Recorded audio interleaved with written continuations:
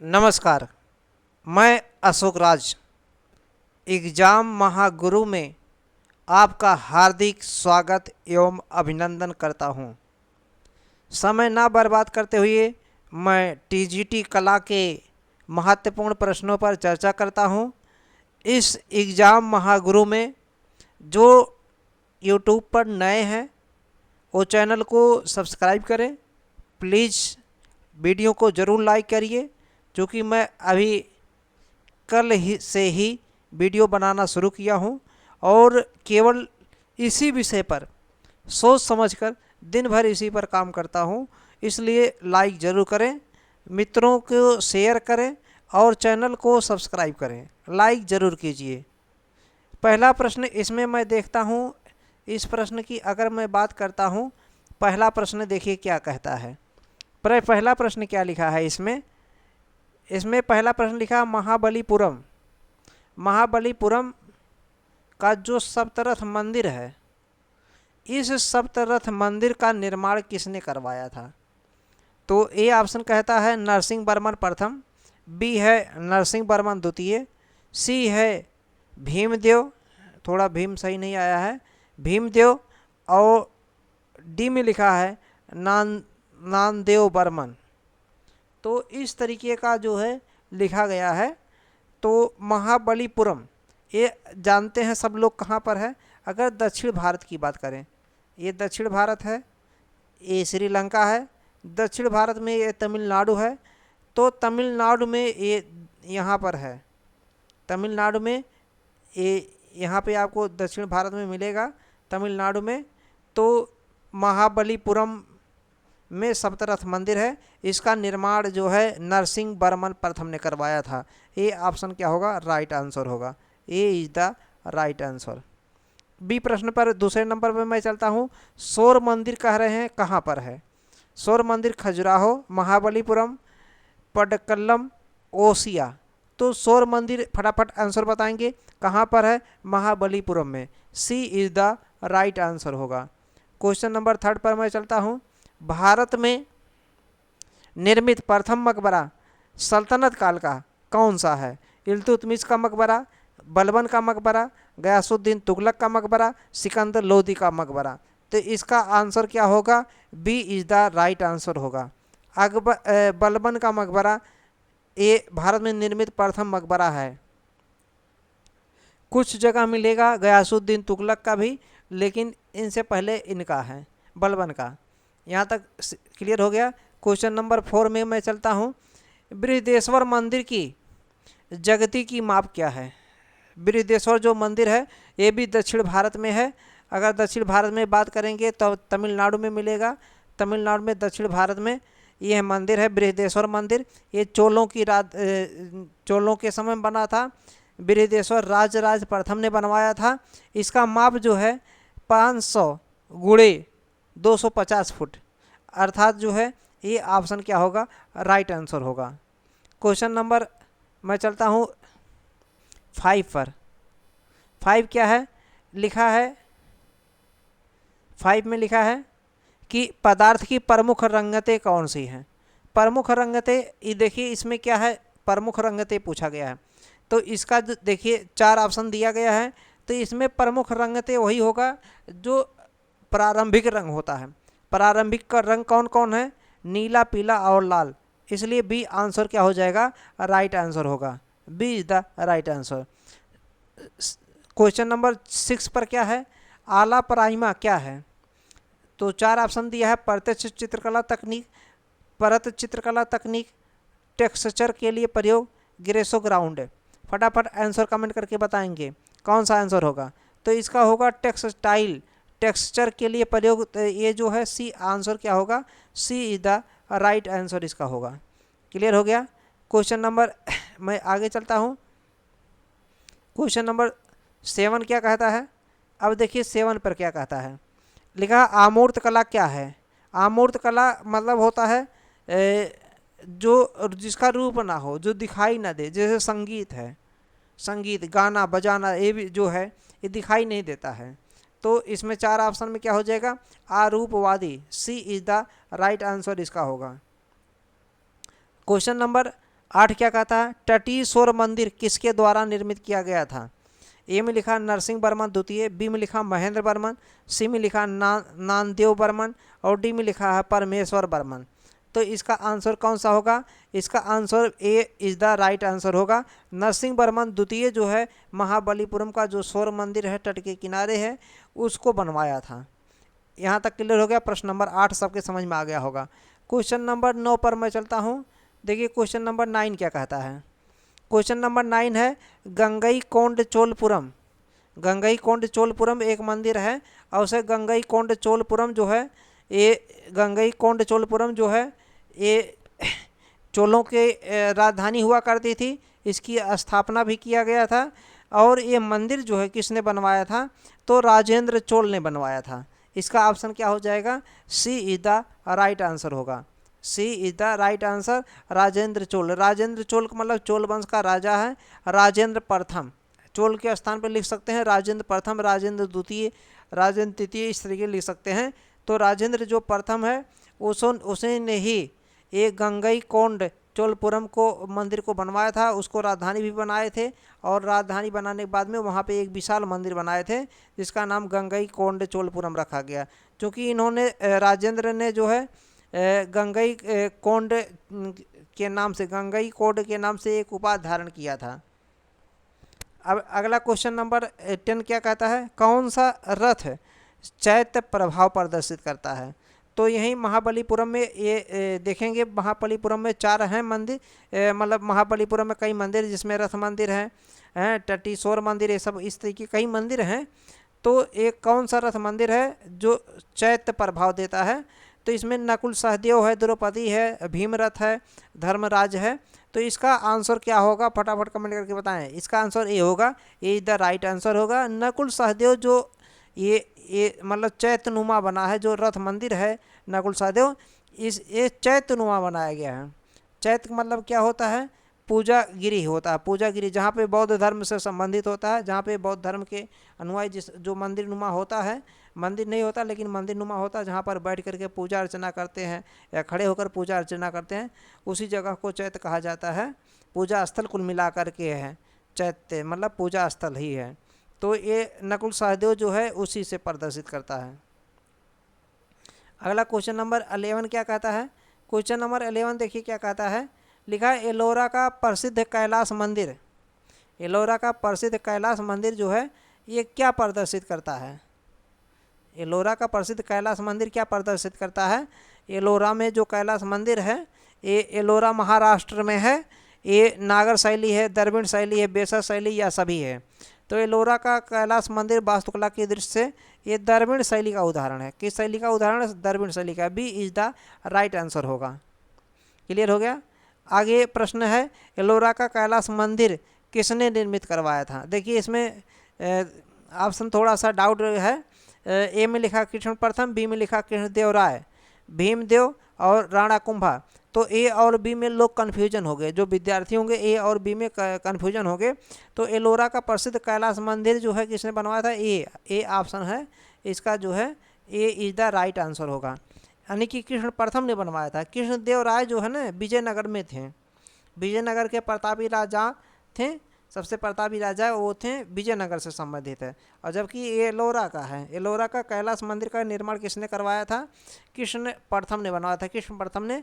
और ये किस शैली में बना हुआ है, ये द्रविड़ शैली में बना हुआ, बी ऑप्शन बता चुका हूँ मैं पहले। क्वेश्चन नंबर अब मैं 13 की तरफ चलता हूँ। क्वेश्चन नंबर 13 में देखिए क्या है,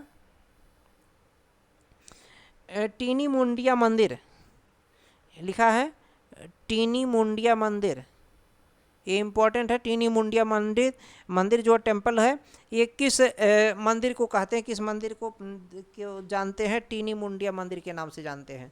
तो कामाख्या मंदिर है, लिंगराज मंदिर, बैतला देउल देडल भी लिखा, देउल भी लिखा है, और कोणार्क का सूर्य मंदिर भी लिखा है। तो इसमें से जो है टीनी मुंडिया मंदिर मतलब किसको कहते हैं, तो इसका ऑप्शन क्या हो जाएगा, सी द राइट आंसर होगा। बेतला देउल देडल लिखा है तो देउल सही है। तो टीनी मुंडिया मंदिर कौन सा है, बेतला देउल है। आ गया कामाख्या मंदिर कहाँ है, असम, ओडिशा, तमिलनाडु, राजस्थान। तो अगला क्या है, कामाख्या मंदिर कहाँ है, तो असम में है। ए इज द राइट आंसर होगा। अगला क्या लिखा है, शिखर शैली का आरंभ है, क्या लिखा है, शिखर शैली का आरंभ अगर देखते हैं, शिखर शैली जो है इसका प्रारंभ जो है किस वंश से माना जाता है, तो जो शिखर शैली मतलब जो मूर्ति बन रहा है, जो मंदिर बन रहा है, मंदिर बनने का पहला प्रमाण कहाँ से शुरू होता है, गुप्त काल से, तो इसलिए शिखर भी यही गुप्त काल होगा। डी आंसर क्या होगा, राइट आंसर होगा। अगला, ओपदार पालिश का प्रारंभ कब होता है, ओपदार पालिश जो होता है ये मौर्य के समय में होता है। बी इसका राइट आंसर होगा। ओपदार पालिश का प्रारंभ किसके काल में होता है, मौर्य के समय में होता है। ये याद कर लीजिए, सभी इंपॉर्टेंट प्रश्न लाया हूँ। अगला है, उदयगिरी की गुफा किस धर्म से संबंधित है, तो उदयगिरी की गुफा जो है, देखिए यहाँ भी बहुत से लोग कन्फ्यूजन होते हैं, कहीं कहीं लोग बौद्ध या जैन या कोई भी मान सकते हैं, लेकिन उदयगिरी की गुफा जो है ये ब्राह्मण धर्म में से संबंधित है। किससे है, ब्राह्मण धर्म से। सी आंसर क्या होगा, राइट होगा। दिल्ली स्थित लौह स्तंभ की ऊंचाई कितना है, देखिए सही तो दिल्ली स्थित जो लौह स्तंभ की ऊंचाई है तो 23.8 फुट लगभग बैठता है, 23.8 फुट। इसलिए सही हो जाता तो 4 फुट हो जाता है, सही। अब 4 जो है यानी कि 4 मतलब 24 हो जाएगा, 23.8 मतलब होता है 24, लगभग 24 फुट हो जाएगा। तो ये 23 भी ऑप्शन होगा और ये जो है ए भी हो सकता है। तो ज़्यादा से ज़्यादा मैं कौन सा कर सकता हूँ, तो 23.8 है तो मैं इसी को मान सकता हूँ, ये डी को। लेकिन इसमें सही होगा 24 फुट होगा, इसलिए ऑप्शन दिया नहीं है सही। आयोग हालांकि 25 को भी बता सकता है, लेकिन ज़्यादातर क्या रहेगा, सही 23 ही रहेगा।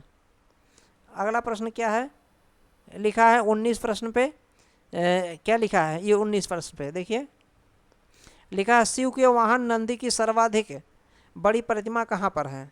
शिव का वाहन जो है क्या है, नंदी है, इसकी सबसे बड़ी प्रतिमा कहाँ है, तो इसकी सबसे बड़ी प्रतिमा 4 ऑप्शन देख रहे हैं, ओसिया लिखा, खजुराहो लिखा है, पट्टा ढक्कन लिखा है, महाबलीपुरम लिखा है। तो इसका जो महाबलीपुरम है, महाबलीपुरम, इसका बी आंसर क्या होगा, राइट आंसर होगा। शिव का वाहन नंदी की सबसे बड़ी प्रतिमा जो है महाबलीपुरम में, और महाबलीपुरम कहाँ पर है सभी लोगों को मैं बता चुका हूँ, ये दक्षिण भारत है, दक्षिण भारत में तमिलनाडु में है, तमिलनाडु में है ना महाबलीपुरम, तमिलनाडु के एकदम समुद्र किनारे, चेन्नई से थोड़ा सा दूरी पर है, यहीं पर मिलेगा। अगला 22 क्या लिखता है, 20 क्या लिखता है, गुप्तकालीन मूर्ति गोवर्धनधारी कृष्ण काशी से प्राप्त हुआ।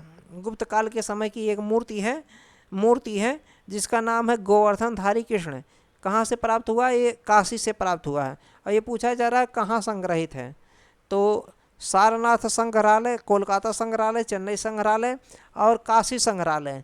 तो इसका ऑप्शन क्या हो जाएगा भैया, इसका ऑप्शन क्या हो जाएगा, सी आंसर क्या होगा, इसका जो होगा, इसका डी ऑप्शन जो होगा राइट आंसर होगा। D is the right answer, यानी कि जो गोवर्धनधारी कृष्ण की मूर्ति प्राप्त हुआ, कहाँ से प्राप्त हुआ, काशी से प्राप्त हुआ है।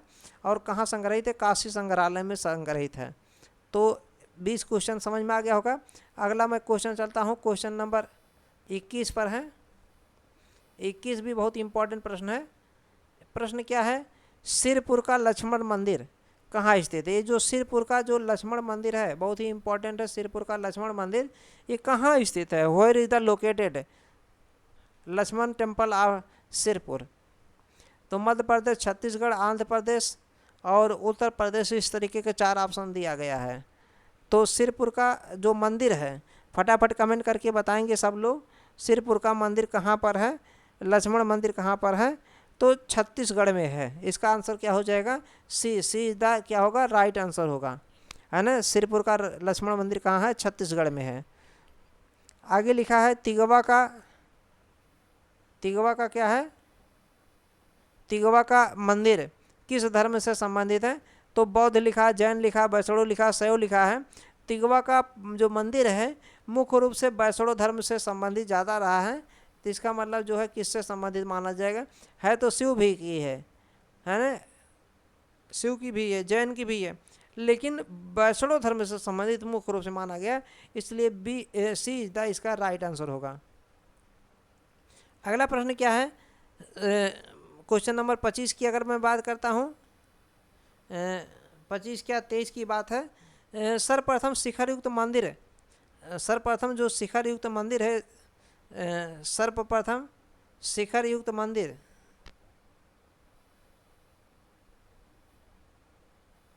सर्वप्रथम शिखर युक्त ये मंदिर जो है कौन सा है, तो तिगवा का मंदिर है, एरण है, भूमरा है और देवगढ़ है। तो जो देवगढ़ का मंदिर है, देवगढ़ का मंदिर ये कहाँ पर है, उत्तर प्रदेश के ललितपुर ज़िला में। पहले ये झांसी में आता था, लेकिन जब ललितपुर झांसी से अलग करके ज़िला बना दिया गया, अब ललितपुर में आता है ना। ललितपुर सभी लोग जान रहे होंगे, ललितपुर में है ना।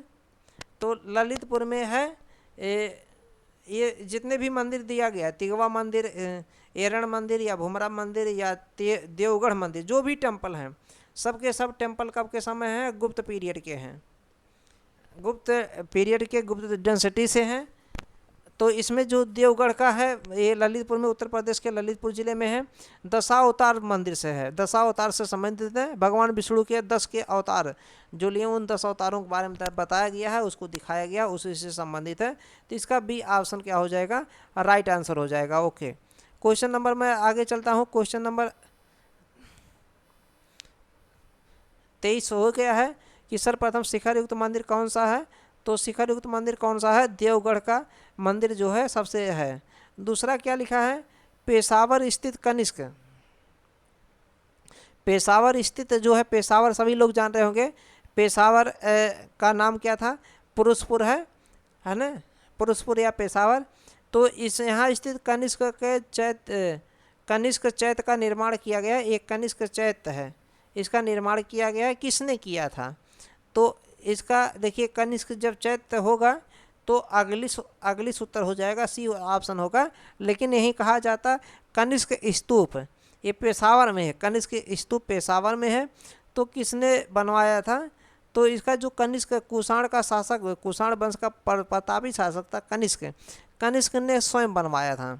तो अगर ये पूछा जाता कि पेशावर स्थित कनिष्क चैत्य का निर्माण किसने किया था, तो आपका उत्तर हो गया। तो यहाँ पे उत्तर क्या हो जाएगा, सी द राइट आंसर होगा, है ना। इस ऑप्शन के आधार पे सी होगा। नागार्जुन कोंड स्तूप को किसने खोजा था, तो नागार्जुन कोंड स्तूप की स्थापना जो है, मतलब खोज कब हुआ था, तो 1926 में इसकी खोज हो गया था। नागार्जुन कोंड स्तूप की खोज जो है, जो नागार्जुन कोंड है ना, एक जगह है, उस पहाड़ी है, उस पहाड़ी पर नागार्जुन एक बौद्धिस्ट, बौद्ध धर्म के, बौद्ध दर्शन के जो है अनुयायी थे। तो वहीं पे कठिन, वहीं पे रहे, वहीं पे कठिन तपस्या के बाद उनका मृत्यु हो गया है। तो इसका खोज 1926 में हुआ है, लॉन्ग हर्ड्स ने किया है। तो इसका सी आंसर क्या हो जाएगा, राइट आंसर होगा। तो वीडियो को अभी तक जो भी लाइक नहीं किए हैं, पुनः मैं कहता हूँ वीडियो को लाइक कर दीजिए, चैनल को सब्सक्राइब कीजिए, सभी मित्रों में शेयर कर दीजिए। धन्यवाद।